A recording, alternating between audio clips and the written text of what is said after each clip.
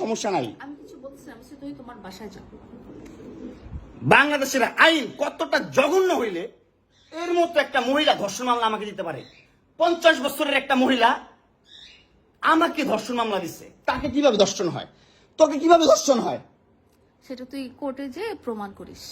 Court তো তোর কি না, তোর বাপের না কোর্ট? তোর বাপ আর্মিতে, তোর ভাই আর্মিতে, তোর জামাই আর্মিতে, তোর দুইটা জামাই আর্মিতে। তোর তো আইন কি না? আর আমরা তো গরিব মানুষ, আমাদের তো সময় নাই, আমাদের তো এই সমাজে কোনো ছাই নাই। আমরা তো সমাজের ময়লা আবর্জনা, আমরা এই সমাজে। আর তোরা হচ্ছিস সমাজের অনেক উচ্চ মানের মানুষ, অনেক ক্ষমতাবান মানুষ, এই জন্যই নাকে দড়িটা ঘুরাইতেছিস আমাকে, তুই বুঝছিস? হ্যাঁ, বিএমডব্লিউ নিয়ে যোগ্যতায় চালাই, তোর টাকা দিয়ে চালাই না, যে যোগ্যতা চালাই, কামাই করে চালাই। হ্যাঁ, বড়লোক হইতে পারবো না? কোথাও লেখা আছে গরিবরা বিএমডব্লিউ চাইতে পারবে না, গরিবরা বড়লোক হতে পারবে না? কোথাও লেখা আছে?